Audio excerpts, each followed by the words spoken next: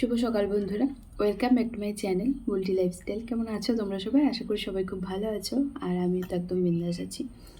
একটু মনটা খারাপ আছে, কারণ মায়ের শরীরটা ভালো নেই, পেটে প্রচণ্ড যন্ত্রণা করছে। মায়ের অ্যাকচুয়ালি গ্যাস্ট্রিকের প্রবলেম আছে, যার জন্য আর কদিন ধরে খুব রিচ খাবার দাবার হয়ে গেছে। মানে মা শুকনো লঙ্কা বা তেল ঝাল বেশি খেলেই না মায়ের এই সমস্যাটা দেখা দেয়।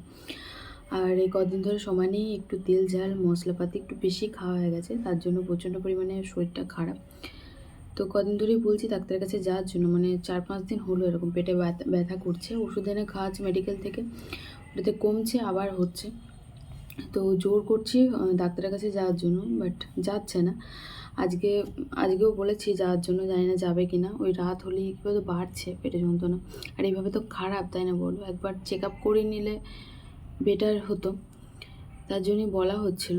তো সামনে পুজো চলে এসছে, যার জন্য আর কি যেতে চাইছে না, যে অনেক রিপোর্ট ফিপোর্ট করতে বলবে, অনেক টাকার ধাক্কা। তো দেখি আজকে জোর জবরদস্তি করে তো পাঠাবো, কী করবে এখন জানি না। আর সকালবেলা তুমি খাচ্ছি চা, অনেকদিন পর চা খাচ্ছি, চা আর বিস্কুট ভিজিয়ে ভিজিয়ে খাচ্ছি। দেখো খুব ভালো লাগে মানে খেতে, কিন্তু আমি খুব একটা খাই না।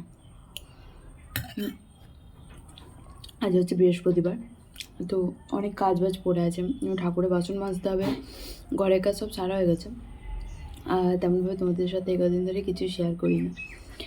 তো চলো বাসন কোটা মেজে নেবে, এটা খেয়ে বাসন কোটা মেজে নেবো। ঠাকুরের প্রচুর বাসন আছে আজকে, সব মাজতে হবে তেঁতুল দিয়ে, একটা লেটই হবে। 9:30 জল আস্তে আস্তে আমার মাজা হয়ে যাবে। আর তারপর স্নান টান করে পুজো টুজো দিয়ে আজকে ভাবছি একটা শাড়ি কিনতে যাব।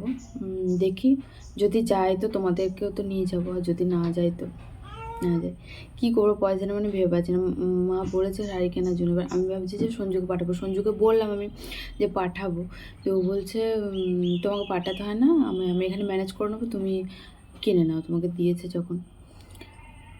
দেখি কী করবো। হ্যাঁ, এখনো ঠিক নেই, যদি যাই তো তোমাদেরকেও নিয়ে যাব।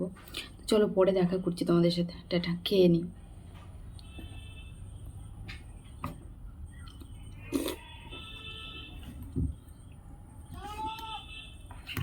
আজকে ছিল বৃহস্পতিবারের সকালবেলাতে, আর আজকে ভেবেছিলাম কোনো রকম ভিডিও আমি শ্যুট করব না, কারণ মায়ের শরীরটা খুব একটা ভালো ছিল না, যেটা আমি কিছুক্ষণ আগে জানতে পারি যে খুবই শরীর খারাপ। তো মাকে কদিন ধরেই বলছিলাম যে ডাক্তারের কাছে যাওয়ার জন্য, কিন্তু মা তো যাবে না, সেই জোর করেও নিয়ে যেতে পারি না। আর বাচ্চা ছেলে তো নয় যে কোলে করে নিয়ে যাব বলো। এবার যেতে না চাইলে আমি কি করে জোর করে নিয়ে যাই? তাও 2-3 বার টোটো বলা হয়েছে। আমি জানি যে আমার গাড়িতে খুব একটা চাপতে পারে না, মানে চেপে কমফর্টেবল ফিল করে না, তার জন্য আমি গাড়ি ডেকেছিলাম টোটো, তারপরেও মানে যায়নি। তো তারপর ফাইনালি এত শরীর খারাপ বাঁধিয়ে ফেলেছে, দেখো ভিডিওটা দেখলেই বুঝতে পারবে। তো এইমাত্র সব কিছু কমপ্লিট হলো, মানে কাচাকুচি, তারপর বাসন ধোয়া হলো, অনেক কিছু হলো। আর কি বলতে গেলাম, হ্যাঁ, তো এখন ভাবছি যে আলু চচ্চড়িটা বসিয়ে দিয়ে তারপর আমি এদিকে আরও কাজ আছে ওগুলো সারবো। আর আলু চচ্চড়ি বসিয়ে দেওয়া মানে আলু চচ্চড়ির কাছে নাড়তে হবে, এ হবে তা হবে। তাই ভাবছি আজকে বাটি চচ্চড়ি করবো, সেটা তোমাদের সাথে শেয়ার করবো। ওটা আবার খেতে অনেক টেস্টি হয়। তো চলো, আমি ওদিকে বাটি বসিয়ে দিয়েছি। বাটি চচ্চড়িটা আমি আগে কিন্তু খেতে চাইতাম না, তারপর একদিন মা আমাকে দেখিয়ে দিয়েছে, মানে দেখিয়ে দিয়েছে বলতে মা করে একদিনকে খাইয়েছে। তো মা কিন্তু আমাকে বলেনি প্রথমে যে এরকম করে করেছে, কিন্তু দেখলাম যে খুব টেস্টি হয়েছিল আলু চচ্চড়িটা। আর তোমার এখানে টাইমও অনেকটা বেঁচে যায়, আবার তোমার এটা চাপিয়ে দিয়ে অনেক কাজও হয়ে যায়। এটা ওই আলু চচ্চড়ির মতন না যে তোমাকে বসে বসে করতে হবে, এটা তুমি নুন হলুদ তেল যেমনটা তোমাদেরকে বললাম সব কিছু দিয়ে তারপর চাপিয়ে দিয়ে তোমার অনেক কাজ হয়ে যায় ঘরে। আমার তো তাই হয়েছিল। আর এখন শর্টকাটের মধ্যে না আমি এটাই করি। তবে আলুটা এরম এরম কাটলেও না হতো, মানে এই আলু চচ্চড়ির মতন না কাটলেও হতো, ওই ছোটো ছোটো করে ডুমো ডুমো করে যেমন পোস্তর আলু কাটি ওরম করে কাটলে বেশি ভালো হতো। তবে আমার একটু ভুল হয়ে গেছে, তোমরা যখন করবে তখন ওই পোস্তর মতন আলু কাটবে, আলু কেটে দেবে, তাহলে ওই আলুটা না বেশি টেস্টি হয়। তো চলো ঝটাপট আমি এটা বসিয়ে দিই, তারপর সমস্ত কাজবাজ করে স্নান টান সেরে আসি। তো স্নান টান করা কমপ্লিট আমার, আর একটা চাকু নিয়ে তো এখন এসছি অ্যালোভেরা কাটতে। আর ও নেবে অ্যাকচুয়ালি।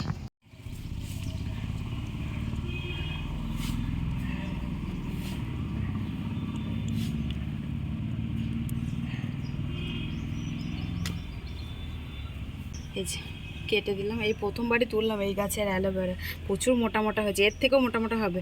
ভাবছি যে নিচে গিয়ে লাগাবো, তাহলে অনেকটা মোটা হবে। হ্যাঁ, আর এই দেখো গাছে ফুল ফুটেছে, 3 দিন হয়ে গেল ফুটেছে। আর একটা লাগবে ওর, যার জন্য আবার একটা ভাঙতে হবে আমাকে, একটাতে হবে না। তো ওকে দিলাম অ্যালোভেরা, আর আমি একটুখানি জল খাবো। আর আমি স্নান টান করে পুজো টুজো দিয়ে গেছিলাম মায়ের কাছে, সবজিগুলো কেটে দিলাম মাকে, একটুখানি জল খাই। আর এই মাত্র আসলাম ওই চালা ঘর থেকে, ঘরটা এত গরম গো। বাহ।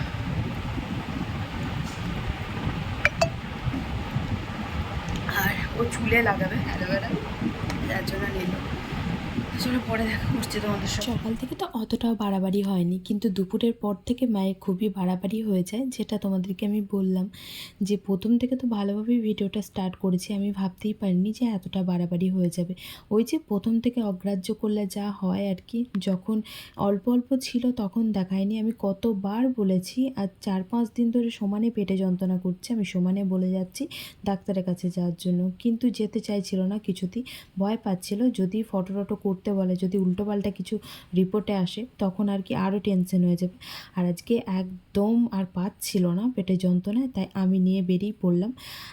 এখন যাচ্ছি টোটোর উদ্দেশ্যে, মানে টোটোওয়ালাকে ফোন করা হয়েছিল, আর উনি এসেছিল, এসে দুর্গাতলায় দাঁড়িয়েছিল, আর ওখান থেকেই আমরা চাপলাম। তো চলো একবারে ডাক্তারের কাছে গিয়ে দেখা করছি। তো এই যে চলে এসেছি ডাক্তারের কাছে। আর আজকে গণেশ চতুর্দশী, মানে গণেশ ঠাকুরের বিসর্জন ছিল, ওখানে দেখতেই পেলে লাইটিং ফাইটিং ছিল, রাস্তায় ভিড় ছিল প্রচণ্ড পরিমাণে।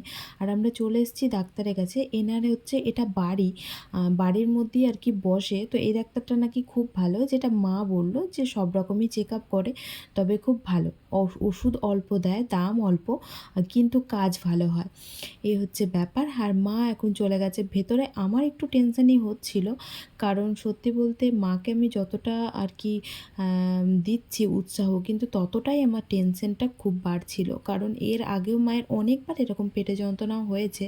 তবে ভালোই ভালোই যেন রিপোর্ট ফিপোর্ট যদি বলে, তাহলে যেন সব কিছু নর্মাল আসে, এটাই আর কি আমি প্রার্থনা করছিলাম। আর দেখো এখন চেক আপ চলছে, পেটে অনেক রকম আর কি সে জেল টেল লাগিয়ে অনেক রকম চেক আপ করছিল।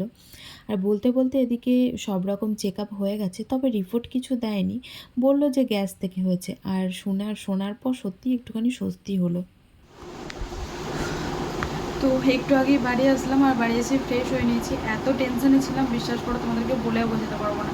আমি মাকে ওদিকে স্ট্রং হতে বলছি যে তুমি ভেঙে পড়ো না, তুমি স্ট্রং হো। মা তো সে মানে ভয়ে যে কান্না করতে লেগে গেছে বাচ্চাদের মতন। আসলে পেটে যন্ত্রণা প্রচণ্ড পরিমাণে হচ্ছিল, আর এটা হচ্ছে 3 দিন ধরে, কিন্তু 3 দিন ধরে কোনো রকম স্টেপ নেয়নি। মানে আমি তো বলেছিলাম ডাক্তারের কাছে নিয়ে যাওয়ার কথা, কিন্তু মা যেতেই চাইছিল না। মায়ের মানে যতক্ষণ বাড়াবাড়ি না হয় কোনো জিনিসই, ততক্ষণ মা যেতে চায় না। আর এবারটা মানে প্রচণ্ড বাড়াবাড়ি হয়েছে, যার জন্য মা কান্নাকাটি করে একদম যাচ্ছে তাই ব্যাপার। আর আমিও তো রীতিমতো মানে ভয় পেয়ে গেছি, প্রচণ্ড পরিমাণে ভয় পেয়ে গেছি আমি। তো তারপর যাই হোক ডাক্তার দেখালাম, দেখানোর পর যখন ডাক্তারে বললো যে তেমন কিছুই হয়নি, শুধুমাত্র গ্যাস থেকে হয়েছে, যেটা সঞ্জুকেও বলেছিল। তো একটুখানি মনটাতে শান্তি হলো। আর সঞ্জুটার মায়ের সেম প্রবলেম, সেম, সঞ্জুরও ওদিকে পেটে যন্ত্রণা, ও তো 15 দিন ধরে সমানে, মায়ের এদিকে মায়েরও পেটে যন্ত্রণা, মায়ের তো 3 দিন ধরে।